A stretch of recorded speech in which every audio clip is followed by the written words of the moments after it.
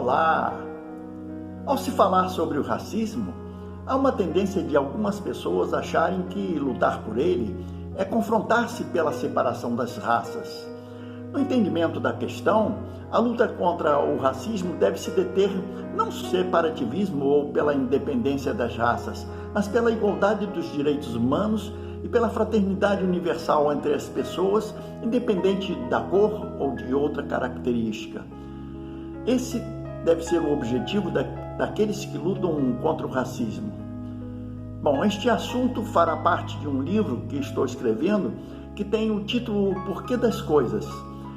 Para obter outros livros de minha autoria, entre no site www.osmissionários.com.br. Aos que ainda não se inscreveram, não deixem de fazê-lo. Com certeza terão contato com vídeos com assuntos bem atuais. Bem, vamos dar uma olhada no assunto?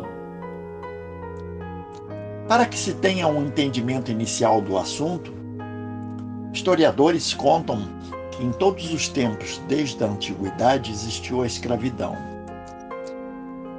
Era uma forma de economia para as civilizações, uma vez que seu custo se baseava na manutenção com alimentação, apesar de seu trabalho ser pouco produtivo. Naturalmente, a maneira com que se fazia a escravidão era através do aprisionamento dos povos bárbaros, frutos de conquistas de pequenos povoados. Esta prática era amplamente utilizada no Antigo Egito, na Índia, na China e na Mesopotâmia. Na verdade, os escravos faziam de tudo, desde trabalhos domésticos até serviços nas minas, nos campos e ainda nos diversos segmentos do artesanato. Com efeito, na Grécia era assim.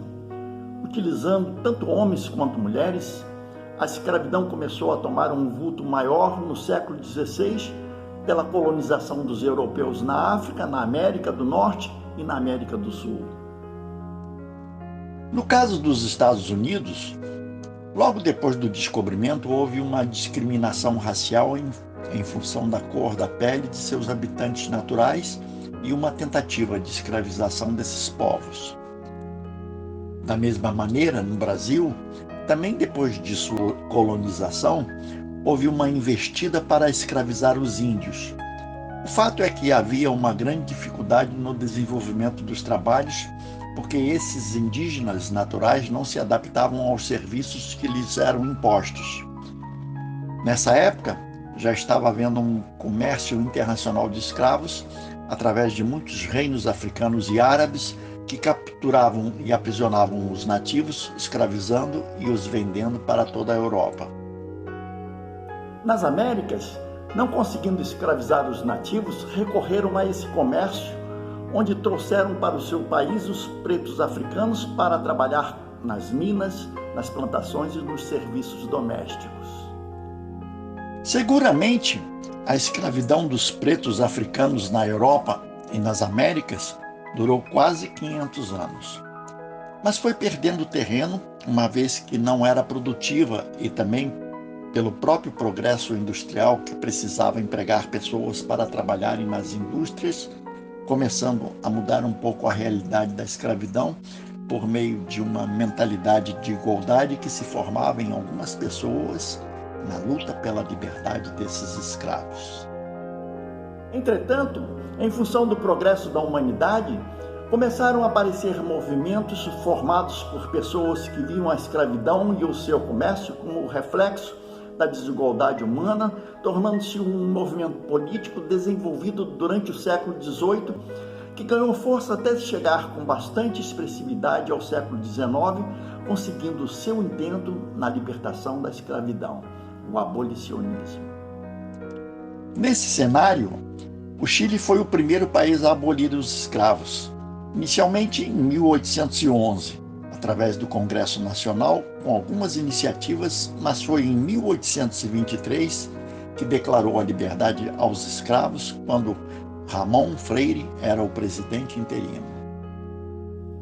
Efetivamente, a Inglaterra começou a lutar pela abolição em 1789, tendo como propagador desses novos ideais Thomas Clarkson. A comercialização de escravos foi proibida em 25 de março de 1807, através de uma campanha feita pelo parlamentar William Wilberforce, mas só em 1º de agosto de 1833 foram libertados todos os escravos na Inglaterra e em todas as suas colônias. Indubitavelmente, a França aboliu a escravidão em 4 de fevereiro de 1794, após a Revolução Francesa, mas Napoleão Bonaparte restabeleceu-a em 20 de maio de 1802. Depois de sua saída do poder, começaram a haver grandes movimentos, conseguindo-se a abolição definitiva da escravidão em 27 de abril de 1848. Presumivelmente, os Estados Unidos deram início à abolição com a formação de um movimento em 1830. Um ano depois, foi criada a Sociedade Anti-Escravatura da Nova Inglaterra. O movimento cresceu, tendo muitas personalidades lutando contra a escravidão. Abraham Lincoln, que era presidente dos Estados Unidos na época, declarou a libertação dos escravos em 1863, obtendo a abolição completa em todos os estados norte-americanos 2 anos depois.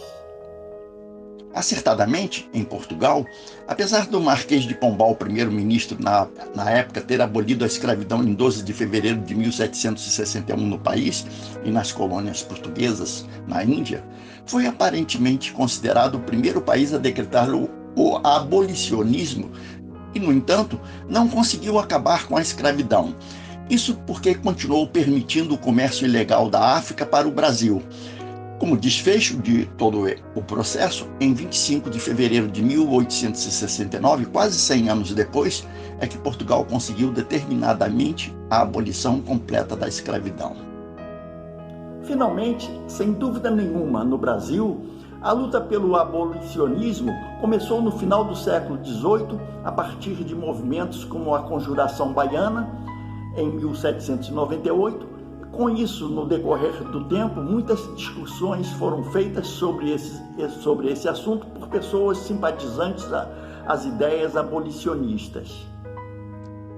Diante disso, na metade do século XIX, esses movimentos começaram a tomar certa relevância e, a partir de 1870, os movimentos populares começaram a ficar mais fortes, resultando na decretação da Lei Áurea pela Princesa Isabel em 13 de maio de 1888, quando era o imperador do Brasil, Dom Pedro II, ficando definitivamente abolida a escravidão nesse país.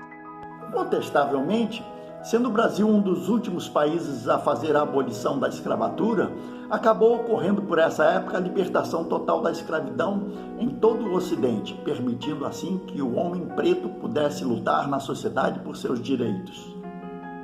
Ainda assim, no decorrer do século XX, já concluída a abolição da escravatura em todo o Ocidente, prevalecia certa discriminação por causa do grande preconceito que se tinha principalmente à raça preta, dando ensejo a muitos movimentos revolucionários em função dos direitos civis dos negros. Indubitavelmente, um dos maiores líderes desses movimentos foi Martin Luther King Jr., nascido em Atlanta, nos Estados Unidos, em 15 de janeiro de 1929. Foi um pastor protestante que se tornou ativista político na luta pelos direitos dos pretos, fazendo campanhas de não violência e da prática do amor ao próximo. Por causa disso, recebeu o Prêmio Nobel da Paz em 14 de outubro de 1964. A despeito dessas ações, por ir contra os interesses políticos em função das suas campanhas, foi assassinado em 4 de abril de 1968 em Memphis, Tennessee, nos Estados Unidos. Mas ele foi lembrado. Em função da sua luta na causa dos direitos humanos dos pretos, no ano de 1977, teve o seu reconhecimento, sendo consagrada a ele a Medalha Presidencial da Liberdade. O que se sabe a respeito é que se está diante de uma luta pelos direitos humanos, e o racismo consiste em uma forma de preconceito pela discriminação contra indivíduos ou grupos em função de sua base biológica, cultural e raça. Na verdade, embora o racismo esteja associado a um aspecto de preconceito contra pretos, ele pode se manifestar oponente a qualquer raça ou etnia, tendo como base a ideologia da superioridade racial.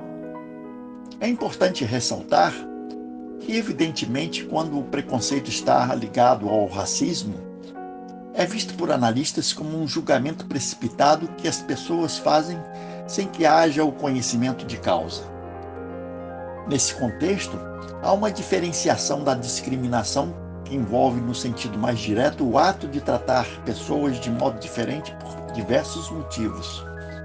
Na realidade, o racismo manifesta-se por 3 formas diferentes.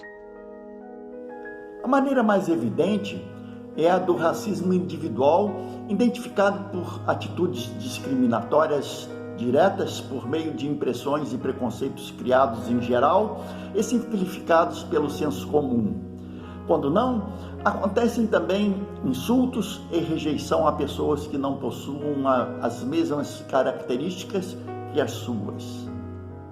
Existe também o racismo institucional, exercido pelas instituições, que é uma ação menos direta em que determinados grupos étnicos, como pretos ou índios, são marginalizados e rejeitados pelas entidades organizacionais. E, ao final, é encontrado o racismo estrutural, detectado quando, por exemplo, há uma percepção na constatação de que pessoas pretas ou de origem indígena têm maior dificuldade para ocupar cargos mais importantes. Mas é importante saber que estudiosos do assunto têm uma visão de que o racismo em outros países é mais discriminatório e violento do que no Brasil. Na verdade, enquanto em outros países as raças são distintas, com algumas variações, no território brasileiro, em função de um número diversificado de religiões e etnias, muitas pessoas convivem pacificamente. E isso, com toda certeza, foi fruto de uma mistura de raças ocorrida entre índios, africanos e europeus, dando origem a uma raça mais forte, conhecida popularmente como mulato ou mulata. E esse é o resultado dessa miscigenação. Evidentemente, desde a época da libertação da escravidão, houve um grande progresso com relação aos direitos humanos, não só para pretos, mas também para outras raças. Com certeza, a humanidade ainda não conseguiu extinguir o racismo totalmente, mas pode ser afirmado que já estamos bem perto desse intento. Para que se possa afirmar mais este conhecimento, é importante que se saiba que, apesar do racismo ser mais direcionado das pessoas brancas para as pretas, ele também pode ocorrer ao contrário. Isso porque o significado do racismo, como visto antes, consiste no preconceito e na discriminação baseados nas diferenças biológicas entre os povos, sejam eles direcionados às raças brancas, amarelas, vermelhas ou pretas.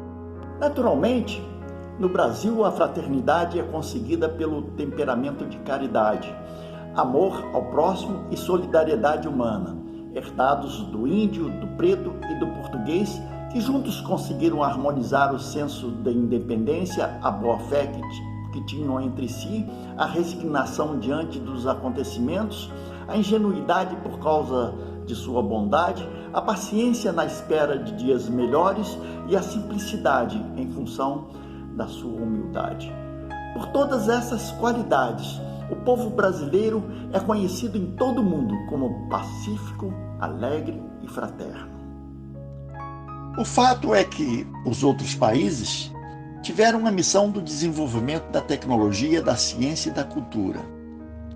Cabe agora ao Brasil a missão de preparar a humanidade para que ela possa alcançar um nível moral e espiritual em equilíbrio com a inteligência científica, desenvolvendo com mais altivez a igualdade dos direitos humanos e a fraternidade das raças.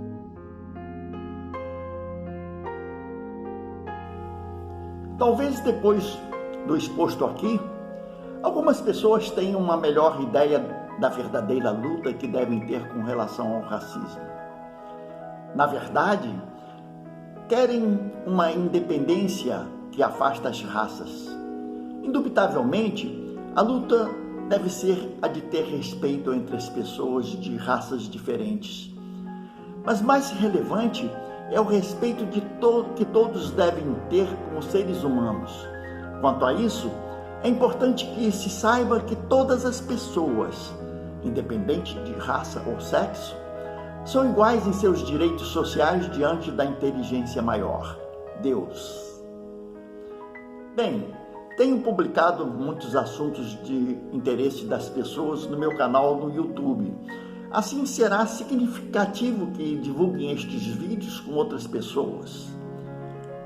Bom, já tomei muito tempo de vocês. Até a próxima oportunidade. Muita paz.